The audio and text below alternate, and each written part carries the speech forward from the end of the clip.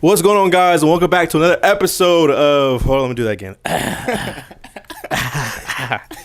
was really fast. I apologize. What's going on, guys? It is NOIZ.I TV here, and we are back with another episode of NOIZ.I Talks. First of all, before we even get started with anything, introducing the guests, whatever, I just want to say I'm very proud of myself, people. I don't get to talk about it too much, but I'm very proud of myself on how semi-consistent I've been this year with posting and YouTubing, especially this podcast specifically. Just because I never saw the day where I was going to into episode 31. That's a big deal for me. So Zion, good job. Also, thank you, God, because without you, there's nothing. So I want to say that before we start. But this is episode number 31. Today, this is an arch nemesis of mine, if you will. Just because we went to different schools and all that stuff, rivalry schools. Not even like really a rivalry, just kind of just created itself. But a person I've also respected just because of how they carry themselves and who they surround themselves, with, because it's always good people, good energy, good vibes. Today we have Trey Dunn. Trey Dizzle Dunn is in the building. For people who don't know you, can you kind of give who you are, what you do, what you have been doing? Hey, man, I'm Trey. I'm Trey Dunn. I'm born and raised in Springfield. All my family's from Springfield. Deep ties in Springfield. Been there my whole life. Most people know me for I play basketball basically my whole life as well. Grew up. That's how I know and have made a lot of my connections is through basketball. But I'm going into a new chapter of my life. I done hung up the shoes at least for now. You know what I'm saying? Going and getting into some media stuff. So just trying to get my feet wet. But I'm having fun with it, and it helps me to stay around the sport that I love and the sports that I love rather. And I actually enjoy what I do. So that's a little bit about me. Yeah, man. Congratulations on starting that new journey. Because you recently just started. So, yeah, very much congratulations with that. For people who don't usually watch the show, this is NOIZ.I Talks. I do 6 questions, and the interviewee has no idea. Obviously, because, again, people, as I say all the time, real, authentic conversation is a thing. So I choose to have it. But it's very important for to also know that the guest has no idea. So Trey has no idea what he's walking into. Before we started, I said, "Hey, bro, prepare yourself. Just prepare yourself." That's all I'm going to say until we start. But Trey, are you ready? I'm ready. I'm excited, man. And before we dig into the questions, real quick, the reason why I said earlier, Trey and I are, he may not, I may not be his arch nemesis, but he is mine. Because we went to different county schools, and my first, I guess, actual time playing against Trey was in high school. Yeah, it definitely was in high school. And then sophomore year. Yeah, and then we had battles outside of it and all that stuff, and we'll probably talk about that as the episode goes on. But I just wanted to clear that up just in case people were like, "What's he talking about?" Sports related. But yeah, so are you ready, Trey? Yeah, let's do it. All right, question number 1. Dang, off the rip. Okay, question number 1. Are you ready? Let's do it. Okay, question number 1. With your dad passing, how hard is it being the new man in the house? Right into it. Right. I didn't. What's funny? Before I even wrote these questions, or actually after I wrote these questions, I forgot that was the first one. So I apologize, but it's a 2-parter. But I'll let you go there first. I'm gonna ask it again, and you can respond. Question number 1: with your dad passing, how hard is it being the new man of the house? So that's a tough question because, my mom and my dad actually got divorced when I was going into about 3rd grade maybe. So we lived with, it was my mom, me, my sister, my older brother. So my brother, I would say, was like the more of the man of the house, and then as he moved out, I kind of stepped into that role. So like with my dad passing, it did make me kind of step into like kind of like grow up. Like, of course, I'm crushed, but I have a baby sister too, who I know I have to make sure her head's on straight, Protect her and all that you good know stuff. what I'm saying? Yeah. So like, of course, I had to step into that role. But I had already been practicing being more of the man of the house, doing the little things my mom needs me to do. Since like, because my brother, he was 5 years older than me, so like when he went to college and stuff, I had to step into that role already. So I think that prepared me, but nothing could prepare you for losing a parent. I don't want to do that. Do I want to ask this question before I go into this question? Yeah, I'll ask the question first. There's two questions that just popped in my head. Okay, so first one is with him passing, grief is obviously dealt in many ways. How did you grieve? I mean, honestly, grief to me is like a journey. So it's like I'm still on it. With losing, like I said, there's nothing I've never experienced. I've lost a lot of people, but a parent, especially like I'm the third. So like my real name is actually Roosevelt Dunn the third. That's my government name. Like, So where do we get Trey from? I'm the third. So like uno dos tres. You feel me, Trey? That's why like there's a lot of people, I never knew that. There's a lot So of your like, actual name was Roosevelt. my real name is Roosevelt. I never knew this. Wow. Okay. So like losing so I was my dad's only son. So like we had a very close relationship. So like losing that, I feel like you never it's something you just have to live with. It's not something you get over. And that's something that's so interesting with me because, like, obviously reality is a thing, but life goes right back into life right after that happens. And it's like, because like that's what I was saying on my last episode with like with Polo was like, bro, like, whatever happened to me that was traumatic, going back home to a cookout was like, but you guys just weren't there with me when this just happened, and now I have to go right back into happy fun. And I really struggle with that because it's like there's how do I want to say this? There's friends and there's family that when a person, like when your parent passes, they come around. They're oh man, whatever you need, we're gonna stay in contact. Blah blah blah blah blah. It's just all talk, and then people go back to their regular lives, and they forget about what people are going through, and that's why we see so much. I would say people struggling with their mental health. They don't have anybody to talk to. They don't have. Luckily, I'm blessed with people that I feel very comfortable with. I was just about to ask you that, so that's good. Yeah. So like, me and my sister, we actually have like a real like that's my homie for real. Like me and her talk.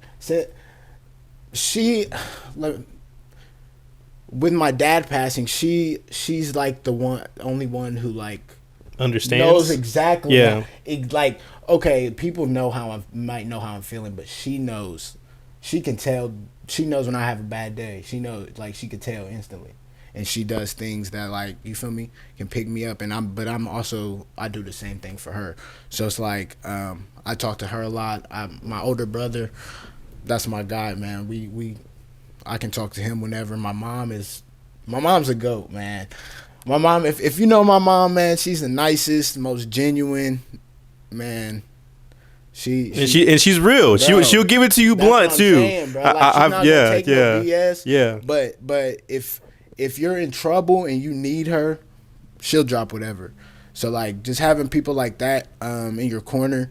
I want to shout out my barber, man. That's my barber, Denzel, man.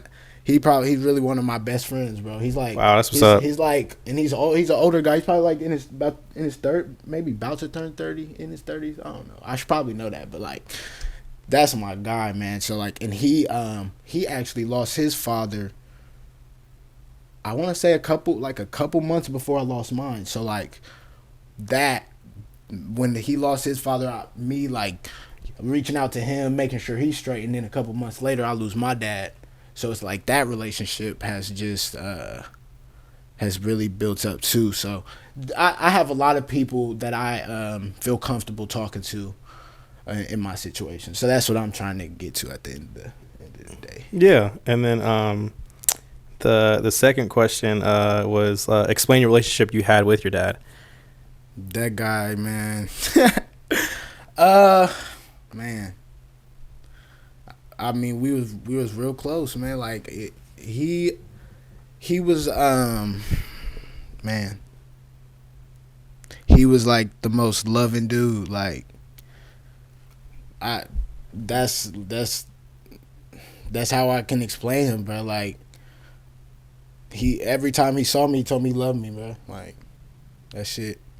Losing somebody like that, man, that shit's real, bro. Like you don't get over it.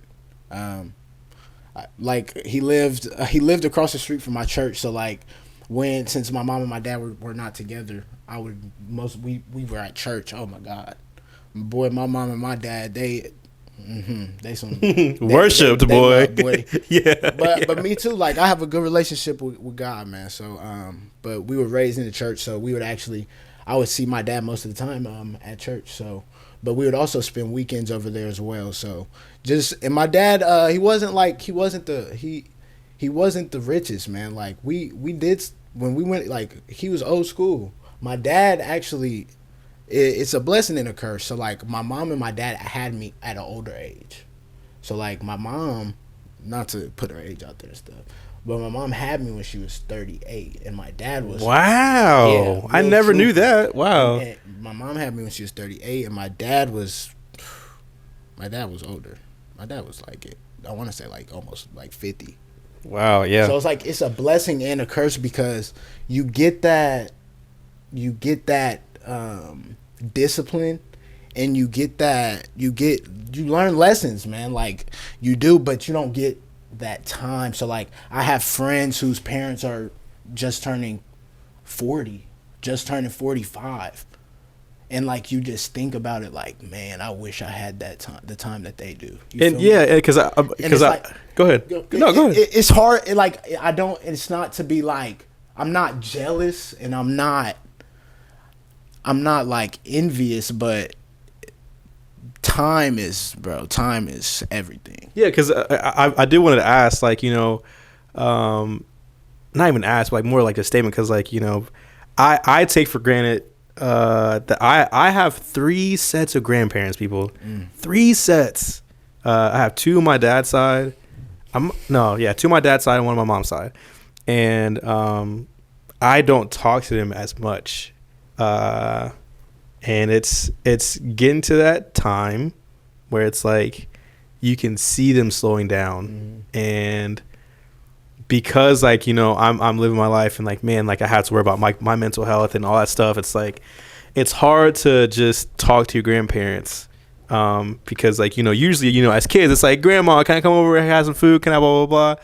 But like now I have to talk to them as an adult. It's so different. But I know that's something I take for granted. And then, like, because I don't know Trey that well, like I didn't know his dad. I kind of don't know his mom. I've talked to her a few times, but like we know of each other still. But like seeing Trey, and and like the stuff that he posted, about his dad, I was like, wow, like I do take me and my father's relationship for granted too, because like him and I were in a rough patch.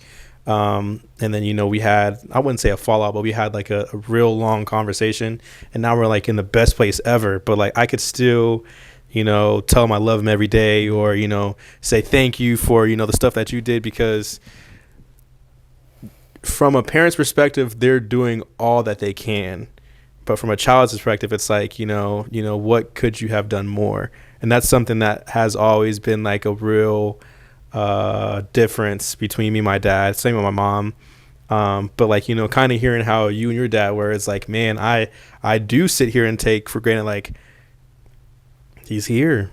And but that should go with, all family, all friends, because it's like, time is valuable, bro. And like, you never know how short of a time it is. But go ahead, you want to say something? I was just letting you go. Yeah, but my where we at? Oh, I was saying like my dad wasn't the richest. Like we would go like he was like I said he was old school. He didn't have cable. He didn't have Wi-Fi. You feel me? Man, old school. I'm talking about he not turning on the heat. He got a kerosene heater. We're going to the Speedway and getting kerosene, and he filling up the heater, but it's heating us. Right. Yeah, we warm. We really more warm than if the heat was on. Right. But what I'm saying though is like when we going over there, we outside. That's really like we riding bikes. He actually he didn't buy me a basketball court, but like somebody had moved and left a basketball court, so he brought it over to our house, and that's really when I started. You feel me? Really like getting better because wasn't no Wi-Fi, wasn't. There was nothing else to do, bro. But be outside. Yeah. So I'm shooting. He coming outside playing with me. So, we making cheap dinners. We making homemade pizzas and stuff. So like. Man, we watching Redbox movies. Like we don't got cable. We get movies at the Redbox. So it's like it's lit, but it didn't matter because like we was all together. Like, yeah, bro. There, come on, yeah. So it's like that's the type of relationship I have with my dad. He would always tell me like, if I got it, you got it. So like, but he didn't always have it. So it's like, you feel me? There's times where I asked him for stuff and I didn't get it, but I knew. I never had to question like I wonder if you know like if my dad had it, I had it. That's always something he told me. And that's all you needed, bro. I swear to God. Wow. That was only question number 1, people, by the way. So yeah, we're deep into it. We're deep into it already. Question number 2. Dang. Okay, question number 2. What's something? Okay, back up. Because you have a sister, that's why I'm asking this question. Okay. Because I have a sister too, so I'm just curious on what you think. What's something you wish you could have protected your sister from but couldn't? You don't have to get super deep because certain XYZ, but and again, this is another 2-parter. And let me kind of give you more of a so you can kind of like think more. Because of how men are, because of how the world is towards women. When you have a baby sister, I have an older sister. So when you have a baby sister, it's like there's a lot of stuff that you can't like, oh, don't, or I should have. So it's like when you think of it in that sense, what's something that you wish you could have protected her from but couldn't? There's just certain things when I think back. I just wish I would have stuck up for her more in certain situations. Like, you know what I mean? Like, there's just certain times where I remember, like, people would pick on her and people would say certain slick shit that I really, like, shouldn't have let slide. You know what I mean? Because me and my sister had that relationship where she not letting people just talk any certain way about me. My sister, she's 10 toes. I promise you, like, my sister is 10 toes for me. Like, if somebody is saying something about me around her, she's shutting it down. So it's like, I feel like certain times I wasn't that way for her, and I really should have been. If that makes sense. And then when it comes to like the dating scene for her, is that something that's hard for you to kind of accept? Because it's like, again, it's baby sis, blah, blah, blah. You see all these guys that are out here. You know your past. We know our past, I should say. So it's like, how we have treated women in our past, how guys treat, women now. Like, is it kind of hard for you to accept, like, man, I low-key don't even want her to get married or whatever, because it's like, how the men are in this generation today?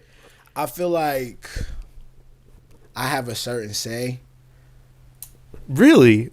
Over who she dates? Not like I get to choose. Right, like, right. Let me say this. I have a certain say if I know them. My sister has the respect for me to where, like, she'll ask you, like, hey, blah, blah, blah, blah, blah about this person. Boom. Okay. And then I have my input. What she does with it is up to her. Has there ever been a moment where she has? Yeah. But it's just like, yeah. But it's like, so she'll say what she says, and then I'll tell her my feedback, and she'll take it or she won't. And then she has to live with either the consequences or the rewards. But it's like, I'm never going to tell her something that I don't think's in her best interest. Like, I would never, because I'm salty that she's about to talk. Right. If it's a good dude, a good stand-up dude, and his morals is right, he's doing what he's supposed to do, who am I to tell her? Who am I to tell her what to do? She's grown. And is that also kind of weird for you? Because like maybe your friends hit on your sister. We're getting somewhere. Boy, I done seen some. Yeah, we ain't gotta like get deep into it. Nah, we don't. Just know. Yeah. Hey, what camera? You carry that shit right there. Hey, I know y'all, man. Hey, that's just crazy. Know y'all are not slick. That's crazy, bro. Like, Damn I mean, wrong, man, we can kind of skip over. Yeah. Anyway, you're dead wrong. But is that that's obviously weird for you? It sometimes it just depends. Like my closest friends never do it. It's just always people I associate with. Yeah. So it's not like I don't take it personal. You feel me? I don't take it personal at all. It's just weird movement. Definitely weird. Odd movement. Weird movement. It's just like there's a billion other girls, but you come on, baby sis though. That's crazy. Sis, that's wild. Like and then the second part of the question is it's asking you the same question back to yourself. So like, do you feel like you wish you could have did something to protect yourself from, but you couldn't? Do I feel like there's things I could have done to protect myself from something, but you couldn't? Like kind of like a defenseless moment, like not like fist or whatever, but like something happened, but like you couldn't. That I didn't have the control to stop. Yeah. Does that make sense? It does, but I don't know.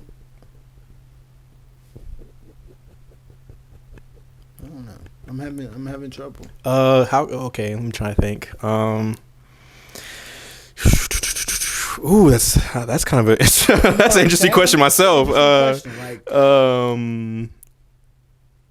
Protect myself from who came up with these questions? I'm trying to give you an example.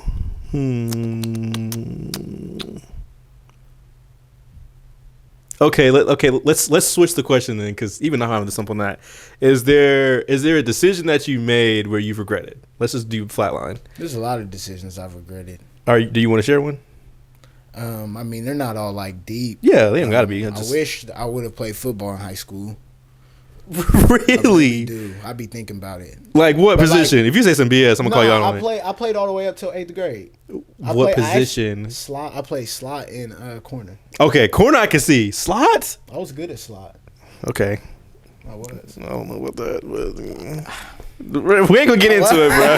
We ain't gonna get into it. I wish, but like at the same time, I might just be talking. Like, you know how you get, like, when you get older, like, yeah. Because I remember them I went out to some of the conditionings, and I went out to some of the, you feel me? I didn't like run. I didn't like doing sprints outside. You did that in basketball, though. Oh, you didn't do that outside for basketball? Sprints outside? It's different. Basketball is my sport. I'm going to that regardless. Yeah, but football is just like, it's just there. Football, I did it for fun, and I knew I wasn't going to play in college, so I'm like, I'm not about to be out here risking injury, and we only had about 15 players on the whole team. Yeah, so your high school is never big at all. Like, bro. Yeah, man. So and then so besides sports, do you have anything else? Sports, regret. I wish I would have went to Central State after Clark State. Is that my next question? Okay, we're kind of moving on. Keep going. Go ahead. I feel like, so I had my coach had gotten me like a preferred walk-on at Central State. But like I had an offer to play at a D3 in Cincinnati, Mount St. Joseph. Mount St. Joseph, yep. So, of course, instead of taking a chance, knowing I probably would have easily made the team at Central, you know what I'm saying? Like, at least made the team. I'm not saying I would have started. I'm not saying I would have played. But I think, of course, me, I'm not going to say I wouldn't have played. Like, right, yeah. That's just not the type of person. I think I would have played. Right. But anyway, instead of taking the chance, instead of taking a chance, I went to Mount St. Joseph because I was told certain things that I believed, and I took a shot. I wanted, and I felt like I wanted to be further away from home for once. Like I was an hour and a half away. I stayed off campus in a house with a couple of my teammates, so it was a good time. But it kind of ended my basketball career in a sense. Like you lost a love for it, or a little bit, bro. Like it was different. It just wasn't, the play style didn't fit my style of play, and I'll be damned if I'm not on scholarship. It's D3. I'm not on athletic scholarship. Paying $650 a month for rent. If you think I'm doing that to lose every game, not even lose every game, but lose and I don't get to contribute how I feel like I should contribute, what are we talking about? But yeah, so but like I was saying, like I was paying $650 a month for rent, on top of paying for school, and I'm not getting to contribute how I wanted to contribute. So because it's a very systematic style. Very systematic. Yeah. I mean, and it's not like I didn't understand the offense. We had 1,000 plays. I knew all 1,000 of them.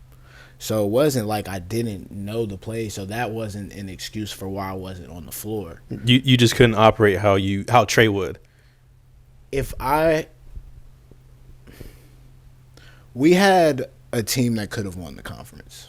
We had no. Trey, I watched the games, bro. I'm not saying you didn't do your part. No, your team was trash. No, you think I'm playing, bro? Our big man won newcomer of the year. He was good. You and him might be the only ones, bro. No. We had a kid named Kelvin Turner. Was he a wing? Yes. I don't remember. What was his number? Cold. Not 12. 22.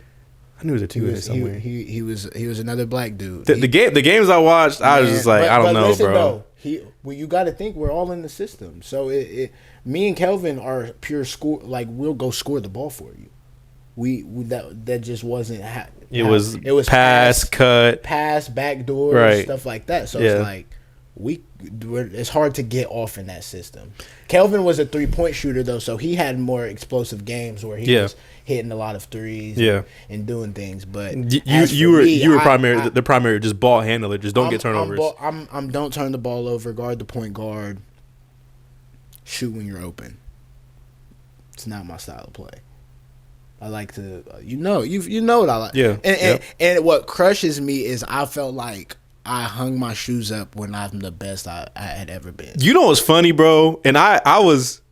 This is no D writing, so people don't even start, bro. Don't even start. But like as you were transitioning out of that school, like there was a lot of mechanical stuff that you were doing way better than what you did at Clark State. And I was like, wow, like he's actually progressing.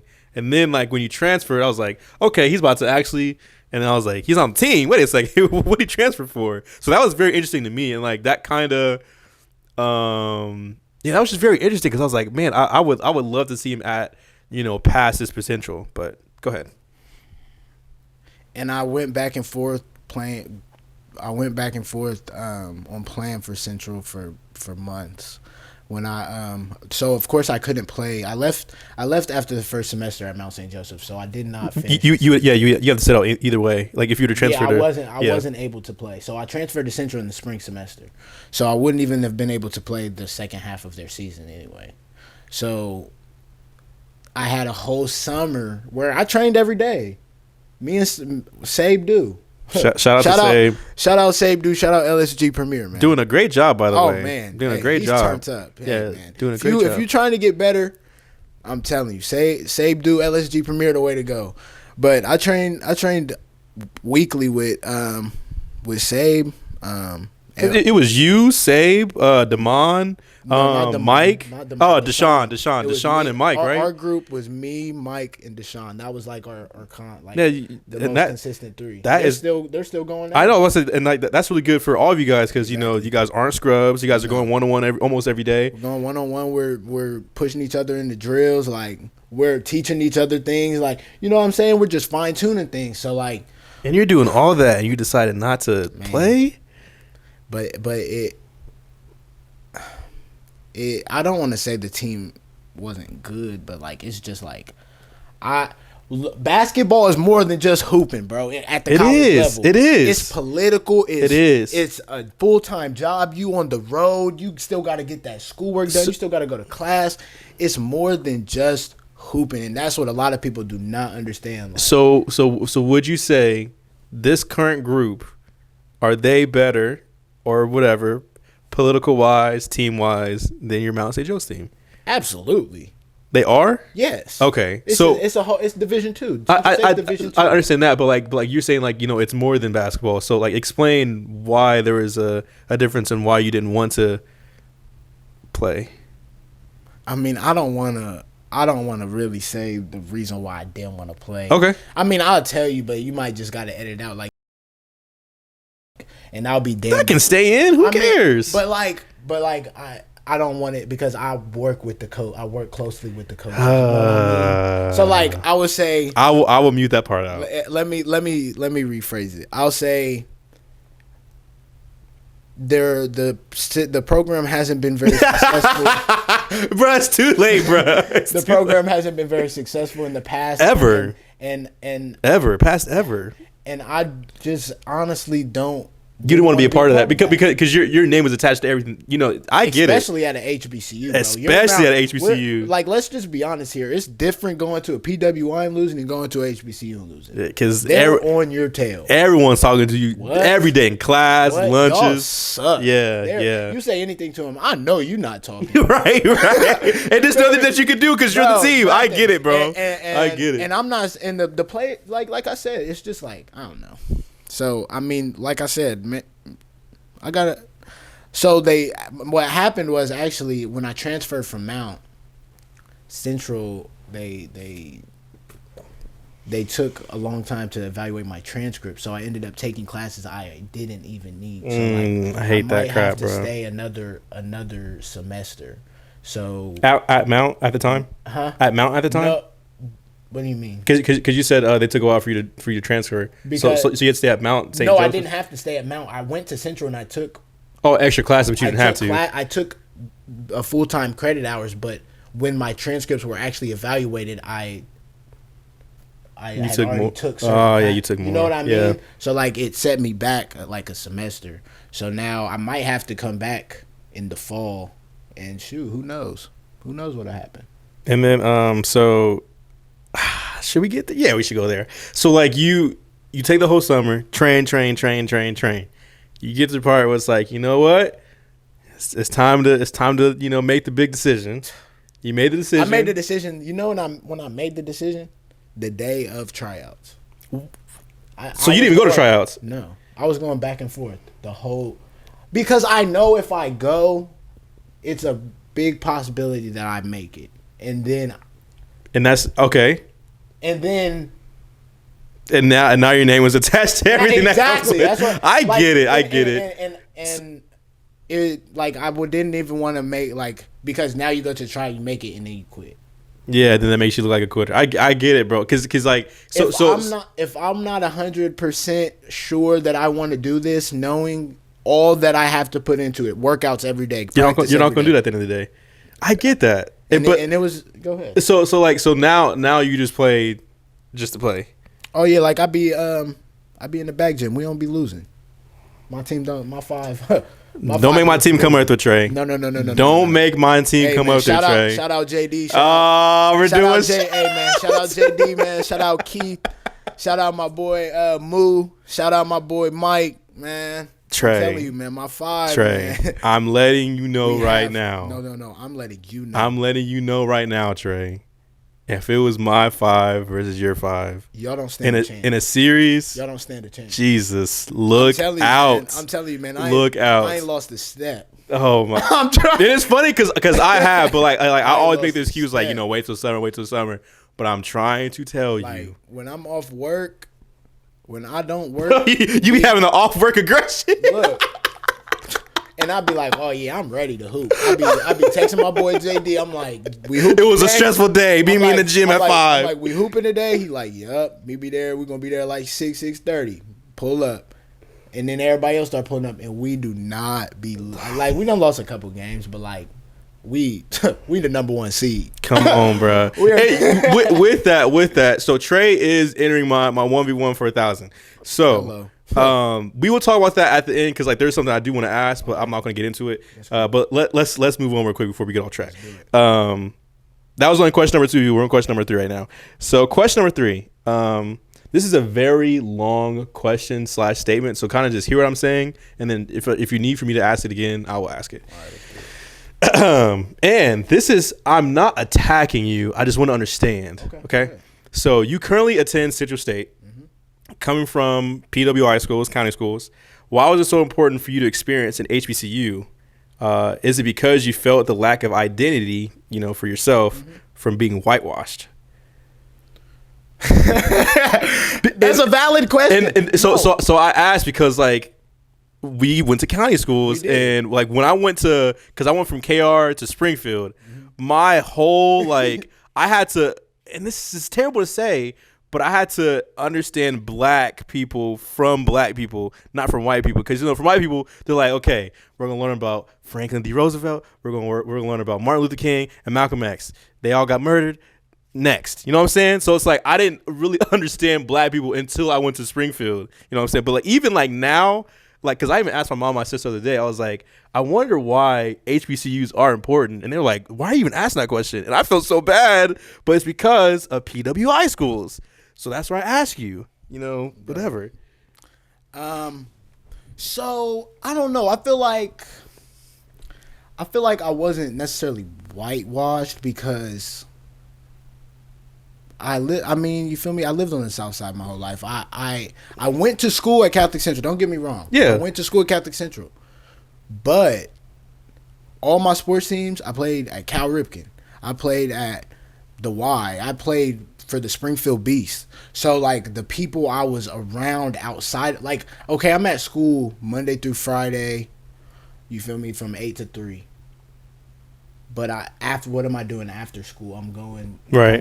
I'm with all black people. Right. So it's like I experienced both sides of it. So so it kind of gave, I wouldn't say maybe it did give me an advantage because I know how certain white people work. If that makes sense. No, and that's very true. But like I guess the reason why I asked is because like, and you can respond however you want to respond to me when I say this. But knowing Trey from county schools to knowing Trey now is a complete difference. It is. In how you dress and how you act. Yeah. And like I'm not saying it as like, oh, you were just a black white boy going, you know what I'm saying? But like from an outside, from a person who I guess you could say watches you, whatever. Take that as you may, whatever people. I know but like it's a completely different change. And I'm like, I wonder if it changed specifically because he went to an HBCU. So I guess that's more my direct question. So like in terms of how I dress, at my PWI and at Catholic Central, like I didn't care what I looked like. Like yeah, because you were in uniform or whatever outside. Yeah. Well, Catholic Central, I wore a uniform. PWI, I didn't really care. Like I didn't find. How am I trying to say this? Be honest. Come on. You know what I'm trying to say. Nah, say it, bro. I didn't find the females at my school that attractive at my PWI, so I didn't find the need to look nice. I wore sweats, shorts. Sometimes I even wore like a beater to class. Like I didn't care. Wow, you're like, I wonder if I did the same. I wore PJs like sometimes. Like bro, I was waking up and you feel me throwing whatever on. I didn't care how I looked. Wow, yeah. But I'm at an HBCU now, and oh my goodness. Talk about it, Trey. I see, bro. My goodness, I had to start putting that shit on. You hear me? Yeah. Cause yeah. But like it's just like you when you are around people that you find attractive and that are also getting dressed, like you feel me. They're not people at Central. Like of course they look bummy sometimes, but there's also times where they be dressing like. So it's like we have business Wednesdays. So it's like people be wearing dressed like they dress up.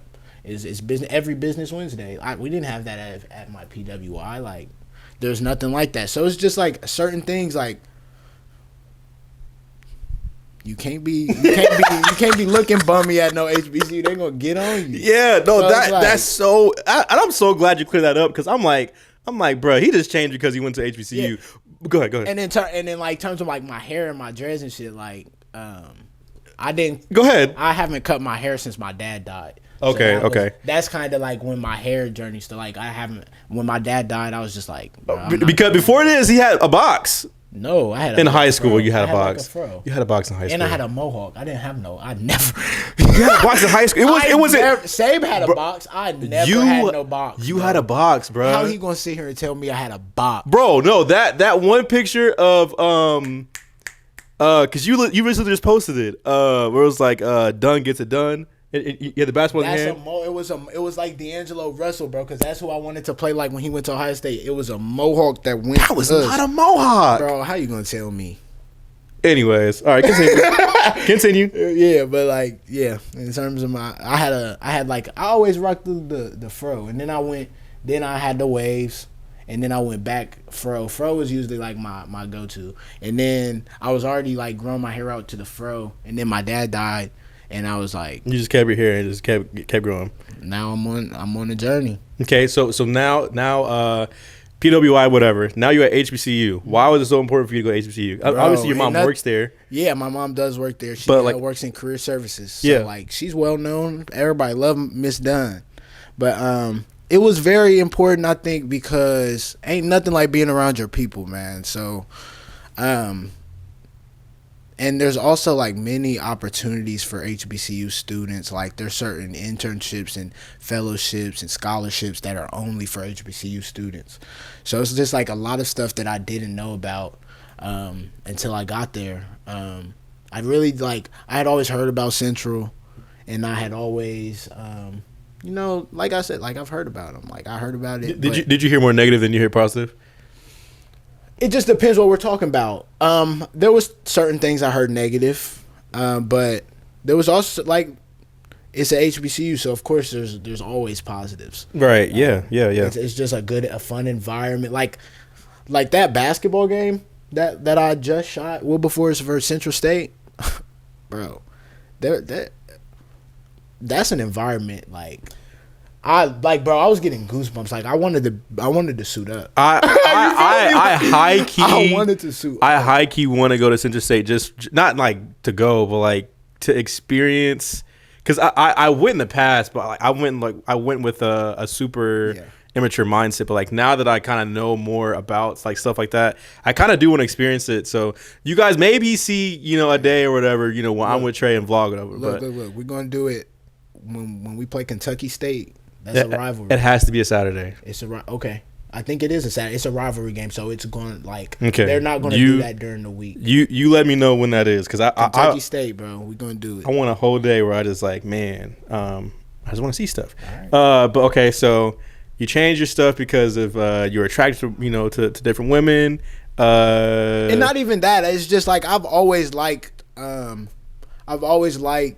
fashion and stuff like that, but I just never had like my parents weren't the type to like dress, go all out on clothes. Like you know what I mean? Like of course I always had what I needed. Yeah. But like I wore uniform all high school, so I never really needed. You didn't need to. Yeah. I didn't have like a full wardrobe like how all these kids got like.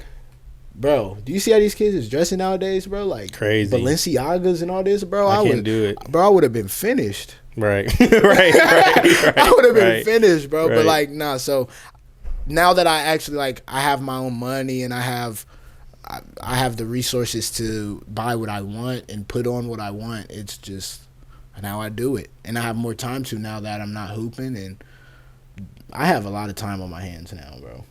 Basketball is literally a full-time sport, like full-time, and it's the longest season. Yeah, and now you get a chance to like enjoy life, and like because I don't know if you did like AAU and all that stuff. Oh yeah, oh you did with Huntsman. Yeah, you did AAU. So yeah, this is it's my first year. This is my first year since third grade, bro. Not hooping. Because like that's crazy. I always put you and Quincy Scott in like the same boat because he was like the golden kid for, athletics and all that stuff, but like now he has a chance to know himself, and like, you've been doing athletics since you were a kid, and now you have a chance to kind of know yourself. Don't want to expand on that? Yeah, let's expand on that. So like how big of a reality check is like for your brain to kind of like not only be at ease, but it's like, I have to learn Trey as an adult now outside of sports, which has carried you your entire life. Carried me. So boy, it was all about basketball. Well, it wasn't all about basketball because I knew eventually, like, once you get to about junior, senior year, you kind of see the trajectory of, like, what's about to happen. So it's like, I know I can hoop in college. Like, I'm probably going to hoop in college. So, like, I actually knew I was going to hoop in college. But I was like, I know after college, like, it's probably just not going to happen. Like, I mean, unless I wanted to go overseas or something. But I just never felt like that was just something I wanted to do. So I always had like, it was always a question, what do I want to do when I stop dribbling the ball? This is a great segue. Keep going. No, because it goes into the next question. It was like, what do I want to do when I stop dribbling the ball? And I knew that I always wanted to be around sports. So like, I've wanted to podcast. Remember TKDS Sports Network. Shout out my boy Tyreek Hutchison Jr. Shout out Halftime Hoops, man. That man. There is not enough flowers I can give him and Meals, bro. Not enough flowers I can give those people. Shout out Meals, man. Carrying bro. I remember the day y'all started, man. Y'all boys are doing it big, bro. And now Tyreek is traveling with Detroit. Can we talk about it? I mean, bro. You know what? My guy, man. My guy Reek, man. Reek actually, so he was Reek is man, that's my guy, man. He actually got me a job. So COVID year, I actually didn't hoop COVID year. I took that year off. And I just worked. And then Tyreek was working with TKDS Sports Network. Remember, he was calling those football games. Yep. He hit me up like, hey, they're looking for more people because we had talked like, remember, bro, we used to be at the bro. Yeah, you guys were in there faithfully every day. You used to be with us too, bro. Kyler, like we used to be in there. But anyway, battles. He got me a job with TKDS Sports Network, so I was going around Dayton, Springfield, and I was calling. Wow, you were. I remember that now. Games, okay, wow, yeah. Bro, I love that. Bro. Yeah, I had so much fun doing that, and I was just doing. It was my first time doing it, and I was like pretty natural with it, like. Because I know sports well, and that's what I'm saying. Shout out Reek, man, because he really like helped me with this media stuff, like to get the ball rolling. So like I still don't know exactly what I want to do, but I'm just dabbling everywhere until, you know what I mean? Until I find exactly what I want to do. So I don't know if I want a podcast. I don't know if I want to sports commentate. I don't know if I want to be a sideline reporter. I don't know if I want to do it all. You know what I mean? So like, that's how me as an adult, me not as a basketball player. That's what I'm trying to find what I want my life to be like.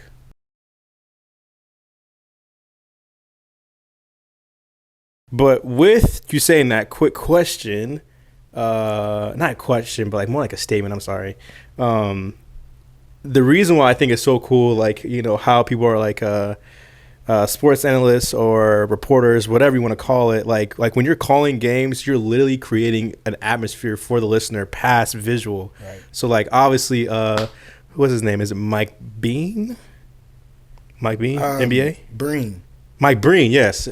He's the one that does like the bang, bang, like stuff like that. Like it creates an actual atmosphere for you. Like even if you're at home, if you're listening to the radio, like you feel like you're literally on the court with that person. It literally give you goosebumps. And it's so interesting because it's like, you know, it's like how I see music too. You know, like people who create music or who do music, like you're creating your life for people to see through your words or through instruments, whatever. So I commend you on that, bro, because first of all, you can do anything whatever you want to do because you're Trey, and you're getting to that point where it's like, how do I say this, bro?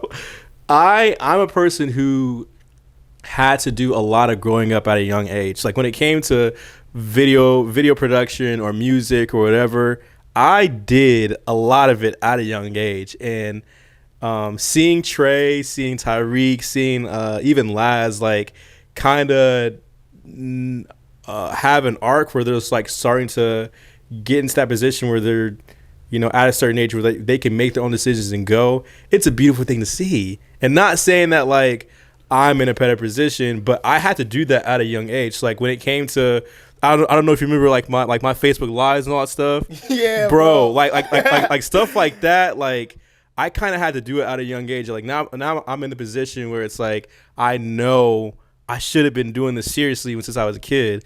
But now that like they're picking up stuff way faster than I was, and they just picked it up like a month, 2 months, 3 months ago. So it's like it's very refreshing to see you really dive into who you are as a person, because the limits that you have in your head, you can go past those, bro. So I just want to tell you that in real time. Go ahead. Your Facebook lives, you used to like post like I'm about to go live at this time, right? And then you used to go live, bro. And like the funniest thing is like I used to have up to, I think like the most I had at one point was like 500 people. A person who was a junior in high school, you don't hear about that, bro. Your lives used to go up. They were going crazy, but like I had to change my life because I got threatened. I don't want to talk about it, okay? I got threatened, all right, at work. All right, you remember where you are. But yeah, like, cause like my content then was to kind of like, I was being honest, but like I was also like just talking about everybody, because like that was a time where Springfield rap beat was really big and all that stuff. So like they're like, "Hey, bro, listen to this." I'm like, "Bro, like this, it's trash. I don't listen to this crap." So yeah, but like again, seeing you and Laz and Tyreek and everyone who else is doing media, it's very cool to see you guys not only do that, but also going into or becoming your own in a sense, because it's like all you knew was sports at a young age. Maybe all Laz knew was sports at a young age, but like now you're like, wow, I can stand on top of a chair and look at the world, like like stuff like that. So continue to challenge yourself at what you can do, because like I said, there's no limits. But going into what you said earlier, because like you said, well, what do I want to be a part of life? That's question number 4, people. What do you really want to be in life? I don't know if you remember this. We had this conversation. I think it was at Beth after a session, whatever. At one point, you said you told me. I don't know if it was like me specifically, but like you told me that you want to be a basketball coach. Now you turned into a multimedia person. So like, what changed? I mean, obviously, you said maybe the decision of not doing basketball kind of changed or whatever. But like, what changed for you to kind of be like, you know what, I want to do something different, even though it's still along with those sports, but like it's a different career? I'm not opposed to coaching. I feel like I have as a point guard, being a point guard for a very long time, because I was never tall enough. So I was always dribbling the ball and learning different stuff. I know a lot about basketball, man. Like I know a lot of stuff that people don't even think about.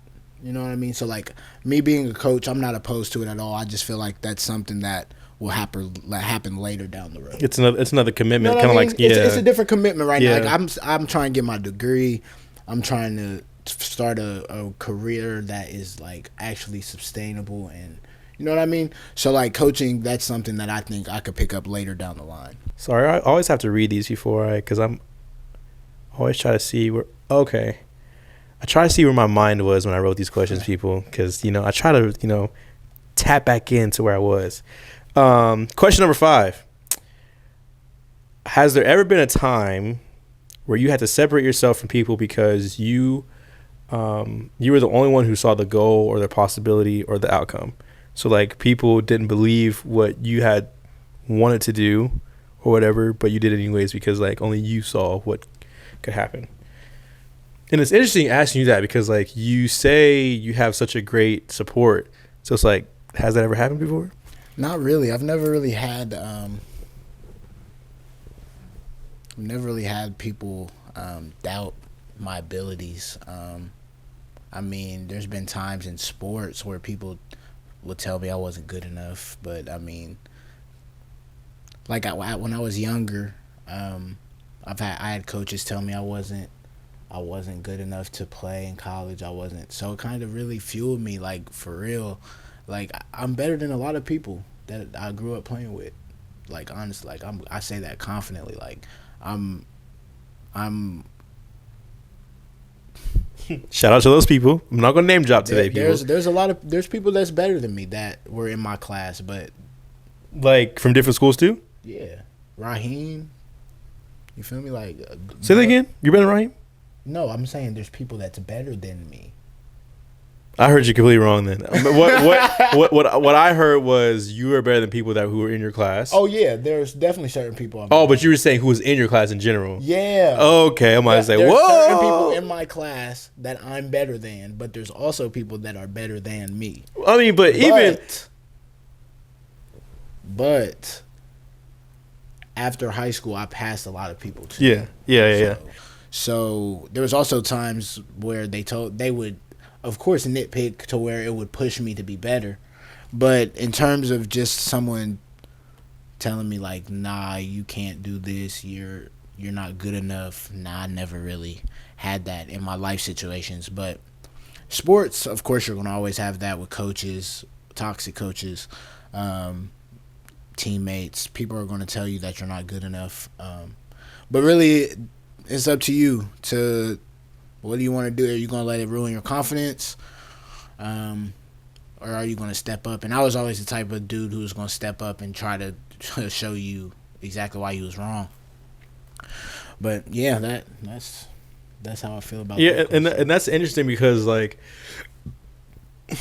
I'm not going to say, because I'm kind of in the same boat. I've never had anyone to really like knock off or downplay like my ability when it comes to anything, like even sports related. Like, I mean, obviously you have trash talkers, but like, that's more just so, for like, a confidence booster on their side. But like, as far as like, people trying to downplay like goals or dreams or anything, I really haven't had that. I think where it comes is like where you put a bunch of pressure on yourself, and then that becomes like downplay because, maybe you don't really know the potential that you have. But as I always say, potential is not a thing. That's just how I view it. But people did always try to downplay us because we went to Catholic Central, though.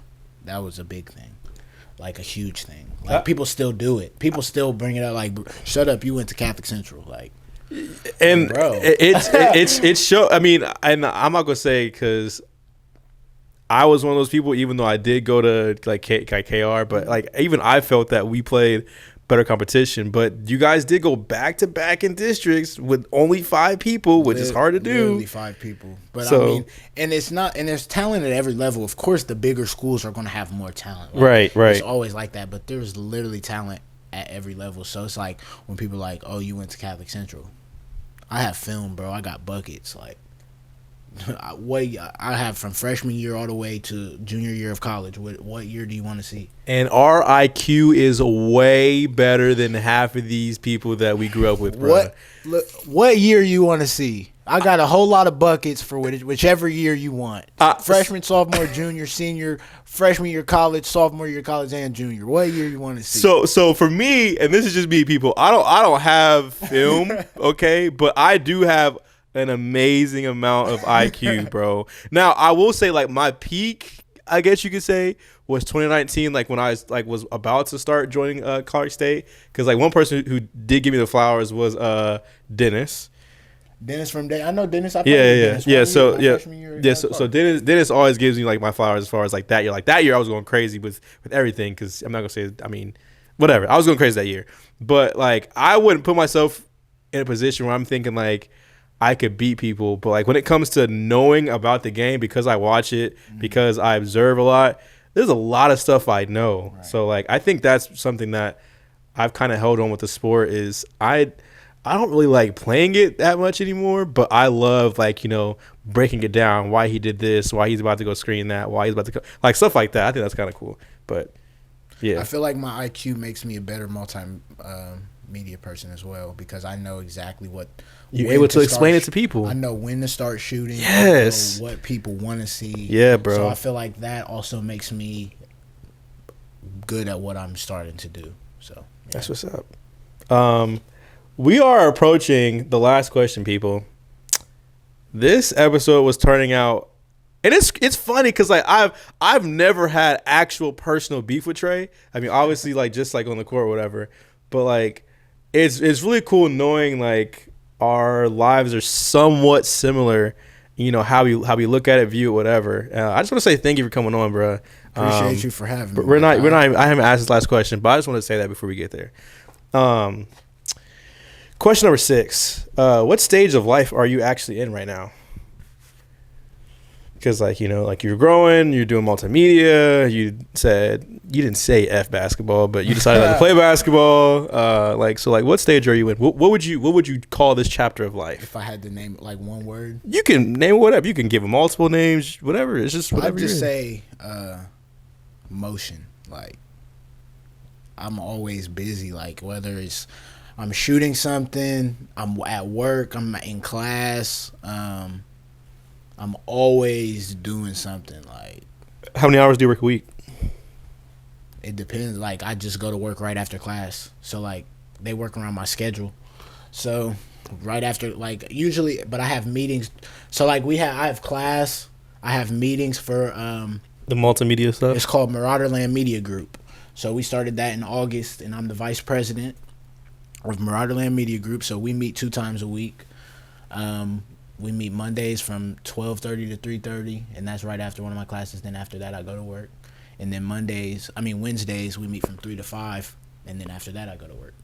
And then Tuesdays, I work after class. Thursdays, I work after class. The only days I have off from work are Monday, and I go hoop on Mondays. And then Saturdays, I go shoot, either a football game or a basketball game. So then, other than that, I'll be in my room. You feel me? People posted up. People be saying I be outside, but I be in my room. Like, so I mean, so kind of elaborate on motion. Like, I mean, obviously you did, but like, outside of, you know, what you're doing in college, like, how does motion look in like your personal life? Like, aside from everything that you're doing for school and all that stuff, how does motion for Trey look? Question. I guess I would say, if you're trying to better yourself, if you're not content with your life, if you're always looking for what's next and what's better for you, your family, your friends, I say you know what I'm saying? You're having motion. Like, is content a good thing? No. Okay, because like how you used it, I don't know how you. Like, if you're not content. Oh. I mean, if you're not content with what's going on in your life. Keep going. So I say if you're not content and if you're not content and you want better for your family, yourself, the people, your peers, the people around you, I feel like you feel me, you're having motion. As long as you're not okay with the bare minimum, bro. Like, a lot of people where we're from are okay with the bare minimum. And I'm not, and my family's not, and the people I surround myself with are not okay with the bare minimum.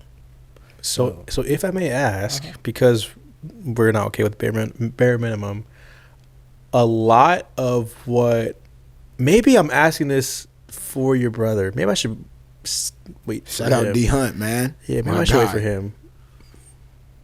Give me a second. I'm trying to think, because like it's not really a question for you. I can still direct it towards you. So like, because okay.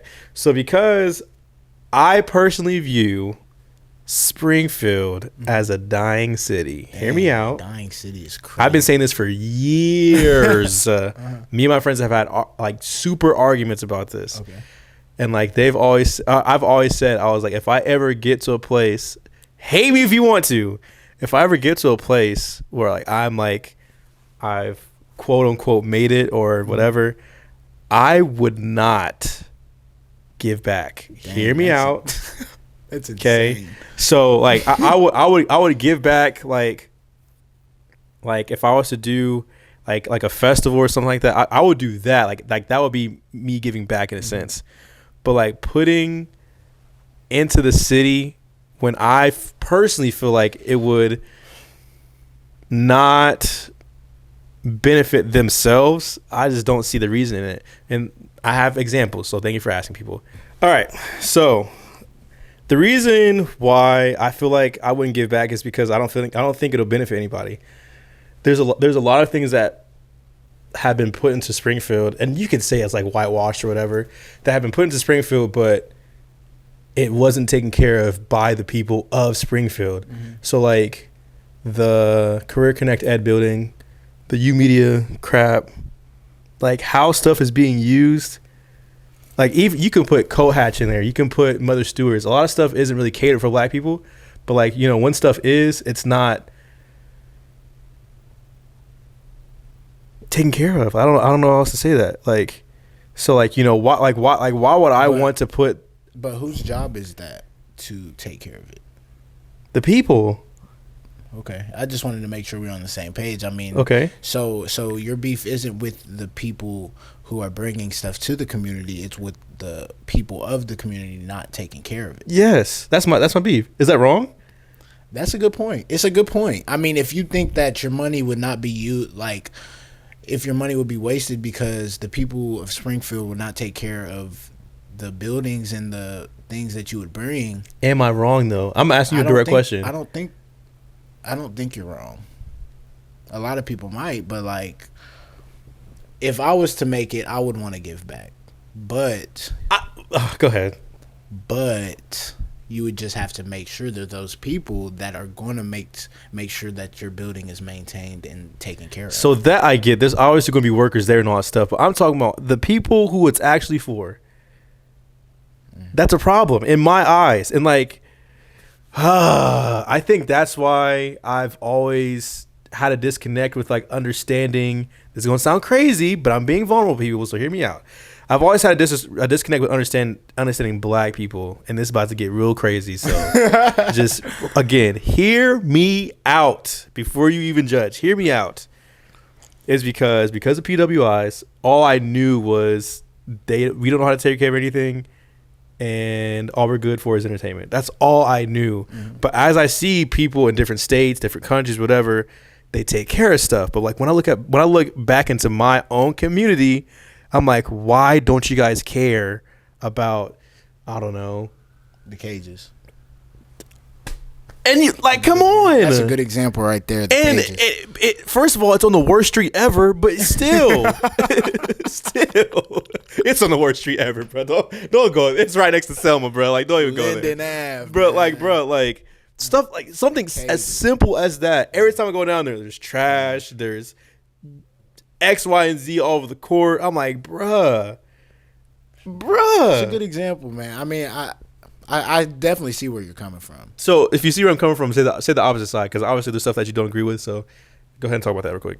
I just feel like if I'm blessed enough to have made it and have the funds and the resources to give back to my community, the community that may not have been the best, but it did indeed make me who I am. And it did shape me and mold me and make me tough. Okay, so the reason why I feel a certain way is because for you, it molded you. Mm-hmm. For me, they were always against me. Like, like no matter what I did, sports, music, I was always weird. I was always basically just an outcast to people that look like me. So like, I think that's why I gravitated towards PWIs a lot more, because they, in my eyes, but obviously I look at it different now, is like they accepted me, but obviously they didn't. They were just like, oh, you're black, you can do all these things, that's great. But to my own people, like especially when I went to Springfield, like they're like, nigga, why are you doing this? Because it's me. Like, why do I have to change? And then it's crazy because the same people, whatever, that call me weird, that call me crazy, are now they are getting into the things that I was into when I was a freaking child. Anime, soft rock music, classical music, everything you can think of that I've been in my entire life. People are now getting into those things. I'm like, doesn't make sense. So I think that's why I have a certain vendetta against my community, because they were always against me. So that maybe that's why. That's a valid point. Usually people gravitate away from the things that made them uncomfortable. Like when people how do I say this? When people aren't used to certain things, they find it weird. So it's like, ain't nothing wrong with being weird, in my opinion, bro. Like, everybody weird in their own ways. But that's crazy, because I've never viewed it as weird. I just been myself my entire life, bro. And maybe people find that weird, and that's okay, bro. Like, but as a kid, of course, you're gonna care more. But like, as I've gotten older, bro, I don't care what nobody think about me. I really don't. Like, there's been, I used to, bro. I'm not gonna lie. Like, I never cared. Bro, Never. I used to care what people thought about me, bro. But as I've gotten older and as I've lost people, bro, like, I don't give that any energy anymore. Like, I could honestly care. You don't like me, like, I didn't give you a reason not to like me, so like, I don't care. Like, I don't have beef with any, like, I don't think there's a soul on this planet I can think of where it's like, yeah, we have beef. Like, bro, I feel like we're too old for that. Like, if beef is so stupid, bro. If you're looking at me and you think we have beef, you're out of your mind. Crazy. You're out of your mind. Crazy. Because I non-existent. I don't know you, and you don't know me. Like, what are we talking about? Oh, man. But for real, yeah. So I think everybody's weird in their own way, and it ain't nothing wrong with being weird. So don't try to change to fit a certain image that society wants you to put on yourself. And people, Springfield, I'm sorry for my harsh words, okay? Yeah, man, forgive him. Forgive me. I'll go pray about it for like tonight, for real, because I'm sorry. But that reaches the end of our episode, people. Thank you, Trey, for coming on today's episode. There might be a lot of like cuts in this just because batteries were dying today, people. So as episodes go on in the future, just please, I'm still kind of in the beginning stages, so I just want to say thank you, Trey, for being patient. But this is where I let people ask me questions. 1, 2, 3, 4, 5, 6, 7, 8, 9, 1,000 questions, whatever you want to ask. This is your time to do so. Take your time. If you don't have anything, great. If you do, great. Whatever you want to ask. And you also have to tell me how many questions you're going to ask me so I can at least know. I'm going to ask you 2 questions. Okay. I don't know the second one yet, but I know the first one, and it's not like, it's just a weird question. Do you think, like, when you're driving on the highway, do you think every car that you see, like, has, like, real people in it? Like, every single car? Or do you think, like, there's actually bots? I really think that there's bots. Like, I don't think every car I see on the highway has it has a real person in it. This is about to be a freaking clip, facts, bro, and I love it, bro. That's facts. What is happening over there? Movie recording has been automatically stopped. The card is full. Oh my gosh, I can't win, people. Give me a second. I might just go to, and this one's dying. This just can't. Okay, hold on. I might just go. Okay, that's fine. That's fine. I'm gonna just go just with this one for the last, whatever. That's cool. All right. So again, sorry. So ask that question again because again, both cameras are dying. So when you're driving on the highway and like you even like in the traffic jams and all that where you can see cars all the way down like and traffic is backed up, do you think that there's real people in every single car or do you think that there's like bots? You know what's funny? When you asked that, I thought you were asking as a CDL driver, but you just mean in general. Bro, I mean like in general. Like when I be driving on the highway. Trey, and, like, you're crazy, bro. When I be driving on the highway and I look across it and I see all them cars, I'd be like, bro, there's no way. Like Trey, I'm not going to say. I mean, everybody has their own opinion. No, bro. for sure. So I'll answer it this way. So my thought process is completely different. Because I'm very fearful of death, I'd be like, man, I didn't get to see every face on the planet. So, like, when it comes to, like, highway in that sense, that's how I think about it. But, like, do I think that there's bots on the highway, bro? Do you think every car that you see has a real person in it? Yes. Okay. Can you... It's just like, why are you so sure? That's like saying you don't believe every person in every... that's like saying... Okay, for example, so I live in an apartment complex. That's like saying since I live in an apartment complex, I don't believe that every person in every house, building, whatever, is real people. Like, it's just. I honestly believe that like there's bots, bro. Like I've met people and I'd be like, bro, like these people are automated, bro. Like there's no way these people are actually real people. But that's just because of how they have lived life, bro. That's true. But I'm just specifically talking about on the highway. Like, yeah, every car is real. Every car is real, bro. Every car has a real person in it. Yes. All right. So do you believe we made it to the moon? I don't care about that, honestly, enough to talk about it. Like people, I've honestly, like, when people be talking about that stuff, I don't care. Do you think that 9/11 was... yes. Yeah. That's messed up, bro. Like, that I think that? No, that it happened. That our government really did and that, people bro. can hate me for that, bro. People hate me too. Bro, I'm willing to, like, I think... that part might get cut just because of whatever, but... They might come get us. Bro. Yeah, because, boy... Okay, His boy, I had a second question. Take your time, bro. Again, editing is a thing. What was it? It was a good one too. Oh, okay. So since you said that you are fearful Dying. of death, mm-hmm. I took a class at MSJ, so I had to take a religion class because it's a Catholic college, right? And it was called Life Through Death, and it was all about literally. I'm not ready. It was literally all about death, and my mom really didn't want me to take it because it was a couple months after my dad died, and she didn't know how it was gonna, like, you feel me, like how it was gonna make my emotions. But I took it, and it was actually one of my favorite classes I've ever taken in my life. It was all about why are people so scared of death, and why do we worry about something that we have no control over. And ever since I've taken that class, I've really, like... You've been at peace with it. I'm at peace, bro. Like, there's nothing I can do to stop my death. There's nothing I can do to know when I'm going to die. But my question, I guess, is what do you think happens when you die? Judgment Day, bro. That's all I can really put to it. I'm a super believer in Jesus Christ. I can't say super because there are days where I'm like... I feel like it's relationship over religion. Yes, and that's something I'm continually trying to get out of because it's like, they'll tell you, like, if you don't read your Bible every day, if you don't blah, blah, blah every day, like, you're not. I'm just like if we really, like, look into the Bible, mm-hmm. like, the parables or whatever that, were of people, they had a literal connection to God. Yeah. You know what I mean? I haven't been to, like, now that I'm at school and I work weekends, I haven't been to church in a pretty long time. But I feel like church can only do so much for you. There's people that go to church every week that are terrible people. And I feel like as long as you have a relationship with God, you believe, you feel me, you believe in God, and you treat people good, I feel like good things will happen to you. So what do you feel about, like, as far as like the practices and the laws and all that stuff? Do you feel like that goes in hand with having a relationship, and like that can affect if you go to heaven or hell? Like, what do you mean the law? Like the commandments? Yeah.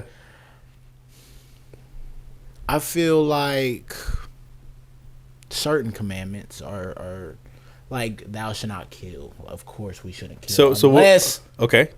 Unless certain circumstances are different, but like the killing to where, like, you did that for no reason. Yeah, that's different. That's insane, bro. Like, okay, like you're tripping. So that's only something that you and God. That's between you and God, bro. Like, there's nothing. I'm not going to judge you because that's not my place, but somebody's going to. Do you feel like you're connected with God, or do you feel like you're just talking to Him? I feel like me and God have been connected. My mom actually got baptized while she was pregnant with me, so I feel like that's real, bro. Like, I feel like I've had a relationship with God before I was even born, honestly. And I grew up in the church, so me and God, like, I don't go to church a lot anymore. Not necessarily needed. You know what I'm saying? I don't go to church a lot anymore. This is your temple and all that stuff. I try to read my Bible every once in a while, but I do believe in God, and I have a good relationship with God, and so does my entire family. So, and I feel like I'm gonna pass it down to my children as well, because you do plan on being a dad. I really want to be. I want to be a dad, and I want to be a husband, bro. Husband, yes. I want to be a dad and dad. Slow, but it's like And I'll tell you why after this, but go ahead. It's like, boy, You got to be the right one. Our generation of women, bro. It's tough, bro. Like, there's a few girls where it's like, we're like we don't live close to each other, but like I know what type of woman they are, and I'll be like, it's possible, bro. Like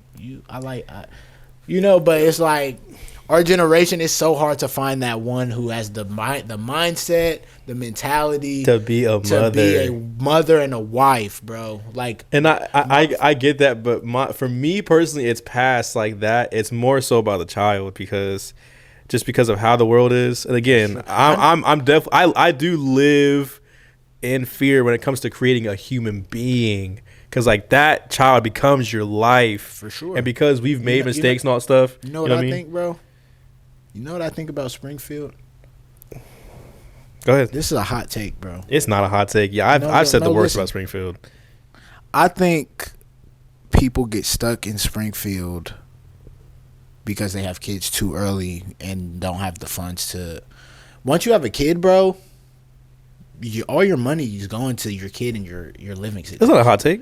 So, no, I'm just saying, like, the reason why people in Springfield get stuck is because they have children too early. I disagree with that. I think that's a part of a reason. Well, I think it's a big reason, bro. Like, no, what? That's not a big reason. What? No, sir, bro. People people don't want to move out of Springfield, but when they have a child, you know how much harder that makes it, bro? That's one. Stuck. That's one of the reasons. Of course, mentality comes into it as well.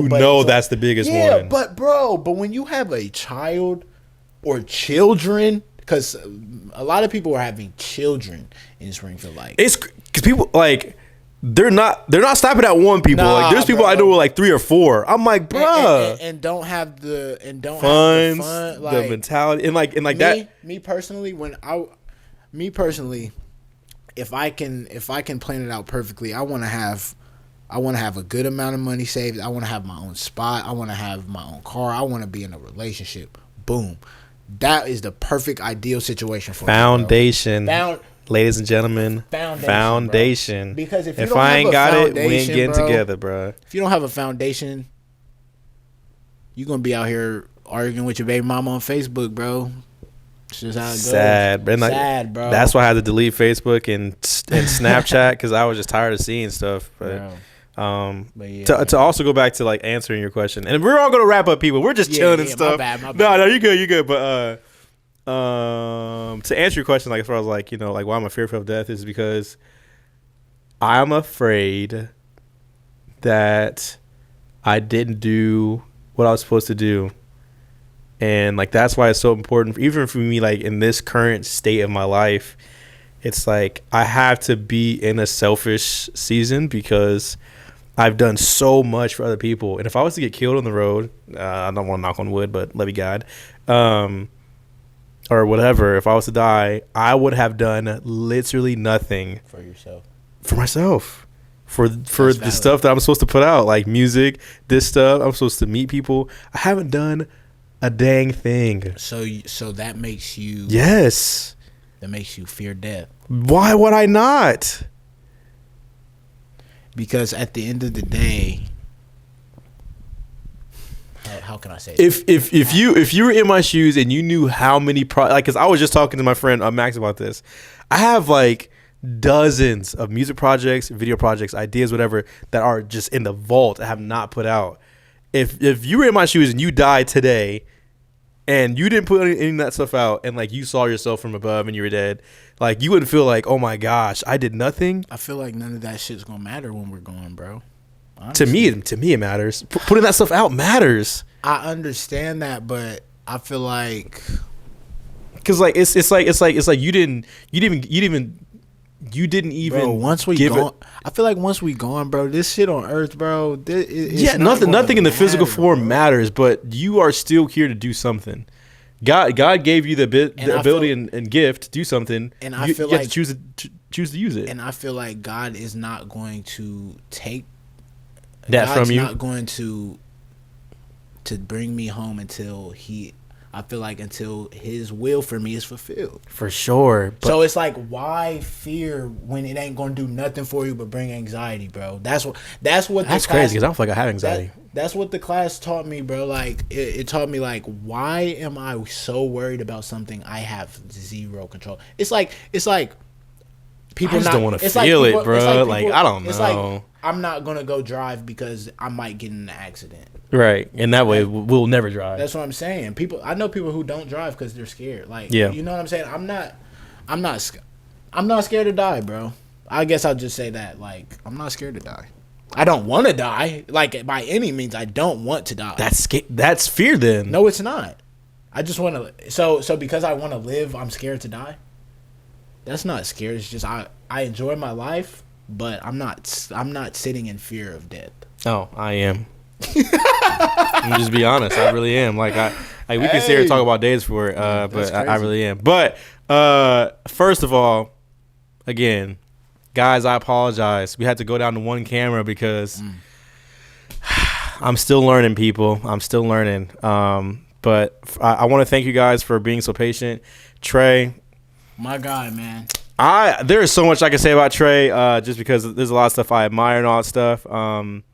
And how you carry yourself, and again, like, you know, the arch that you're having in your life is so cool to see because you're starting to figure out who you are. So thank you for not only being patient today, but thank you for coming up here today. Oh yeah, real quick before I let Trey do his, well, I'm gonna let you do your closing remarks real quick. Go ahead. Appreciate you for having me, man. You know, man, follow the Instagram, TDunn_5. Be posting my media. He is the first person to shout himself out. This is interesting. I'm gonna do that, man. Go ahead. TDunn_5, man. I'll be posting my media clips on there. Be posting the drip. Go ahead. Be posting the drip. But nah, man, I really appreciate you having me on here. I don't think that there's enough spaces like this for black men to talk about how they feel and how their life's going. Everybody wants to talk about the good, but we don't want to talk about the bad. So I feel like this is a great spot to do that. I appreciate it. And I just think you're doing real big things, man. And I think you'll take off real soon, bro. I appreciate that.